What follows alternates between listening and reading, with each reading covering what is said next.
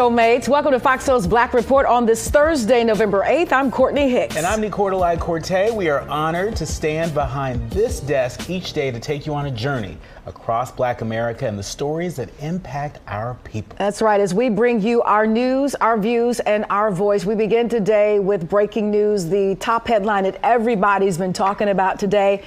WNBA star Brittney Griner has been released from a Russian prison. The U.S. arranged a prisoner swap in exchange for a Russian arms dealer.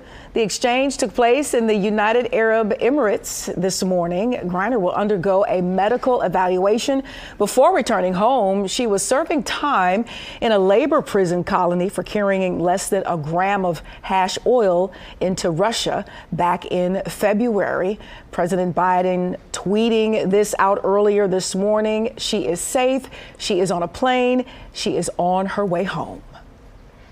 The family of Patrick Lyoya, who was shot and killed by police in Grand Rapids, is now suing the city and its police department for $100 million.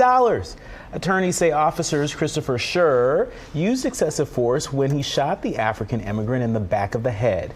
The attorneys are disputing Schur's claim that Lyoya was pulled over for having an unregistered license plate, saying the patrol car didn't have a license plate reader. Lyoya, who had a revoked license, did not listen to the officer's commands, and the two eventually got into a scuffle. Schuff says he reached for his weapon after Lyoya tried to take his taser. During a civil lawsuit news conference, Lyoya's father became emotional, believing it didn't need to end in the death of his son. And a disturbing story out of North Carolina as a teenager in Raleigh is still recovering from injuries after jumping out of a Lyft ride for her own safety. 17-year-old Zaya Bowden suspicions first grew after the driver made comments about her good looks and that he'd date her if she wasn't so young. According to her, the driver then sprayed something in the car that Bowden says made her feel warm and dizzy. Now, she says after jumping out of the vehicle, the driver never stopped or slowed down. Lyft has since removed that driver from the app. Police say there are currently no charges at this time. Kind of a scary story. I saw it back when it broke, and, you know, bruised face and scars. She appears to be okay because she was able to tell the story. She was getting off from work, as most people do, catch a Lyft or an Uber or car service, and she was just miles from her home, and this happened. And she felt her only recourse was to jump out of that moving vehicle. We're glad she's okay. Yeah, we are glad that she's all right, and hopefully, you know, folks will be a bit more attentive to some of the security measures that are in place for Lyft riders. But back to the Brittney Griner story, some good news. Finally, some good news. That's right. It's really good to hear that Brittney Griner has been freed, although Paul Whelan, the other American that is being held, he's being detained by Russia. He's still not home yet. I know this must be bittersweet for his family, but a very big deal, I want to point out, that this, you know, black queer woman, that the president is using the full weight of his office, the full weight of his administration to bring her home. There are a lot of people out there saying that we belong and we're included. Well, this is a really powerful demonstration from the highest office of the land. Yeah, and we were talking this morning when this story broke, and, you know, regardless of what side of the aisle you're on, whether you wear blue or red, this is yet another win for President Biden, who has gone under a lot of scrutiny as far as keeping his promises, in particular to people of color. I know this kind of came out of nowhere, but this is in fact a win, and I'm hoping that maybe for those who are still skeptics, it will cause them to be a little bit more confident in his ability to get things done. Yeah, I mean, not so bad for the oldest president that we've ever had in office, but also shout out to all the activists that kept Brittney's name in our mouths over the many months.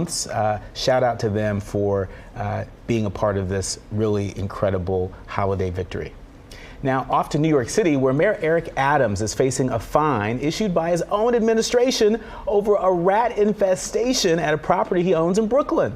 Adams was issued a summons by the city health department on May 10th after a health inspector spotted fresh rat droppings at his townhouse on Lafayette Avenue in Bedford-Stuyvesant neighborhood. The New York Times reports that Adams dialed into a city administrative court hearing on Tuesday to contest the $300 fine, which he was issued after first ignoring the summons.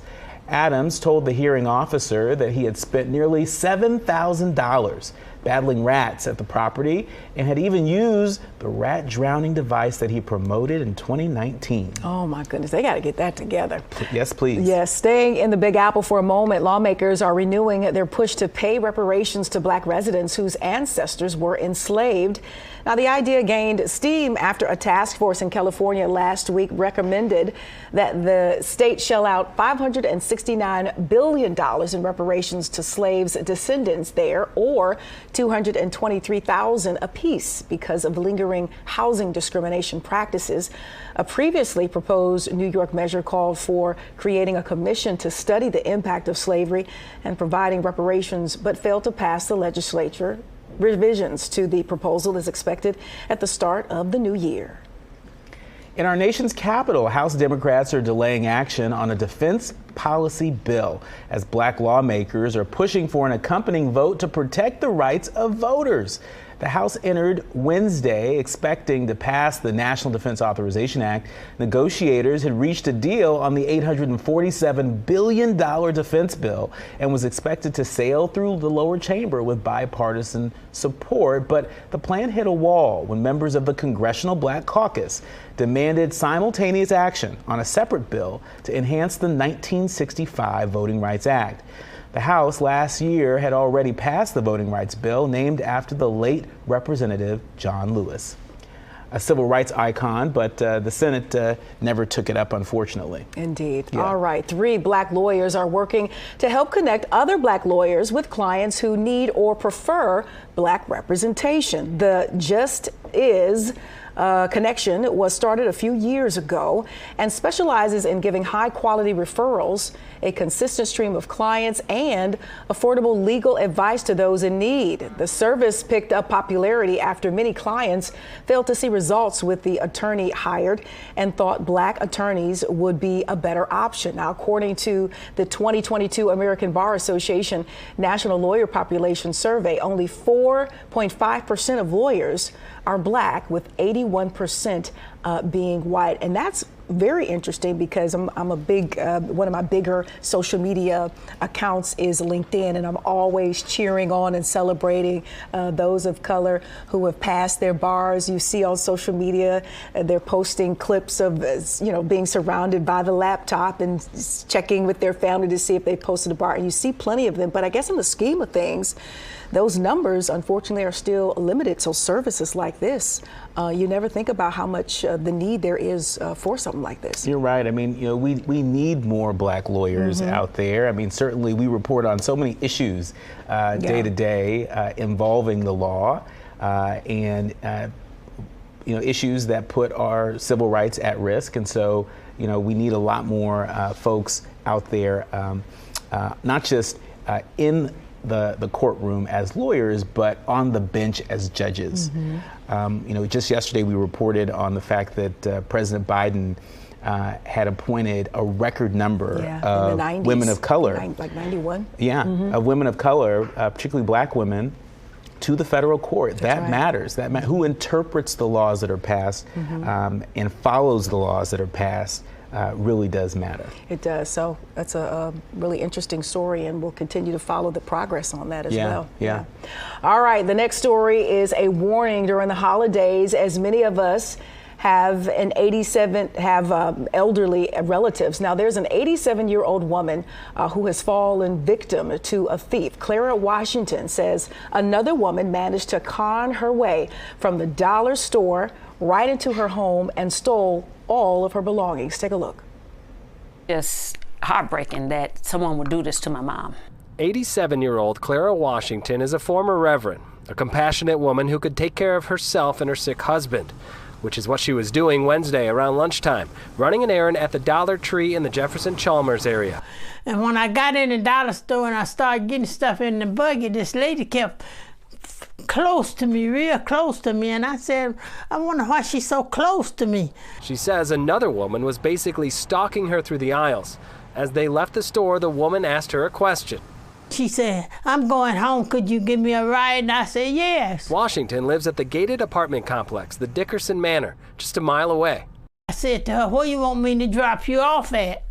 She said, oh, I'm going home with you. I said, going home with me? The victim says when she tried to say no, the woman took another tactic.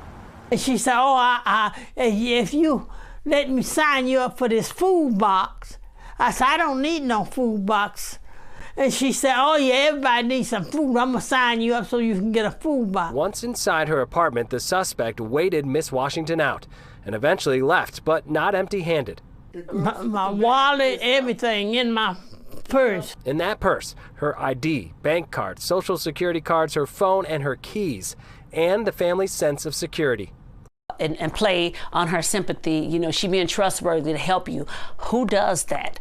Miss Washington did file a police report, and we did speak with the management of the apartment complex, who would not provide us with any video, saying the 87-year-old willingly let the person into the apartment. However, they are making sure more damage isn't done. They've changed my mom's door locks because the lady has her keys. They've changed the main entrance to come in. They're all hopeful the woman does the right thing here and returns the purse, but more importantly, they want to warn others of this crime.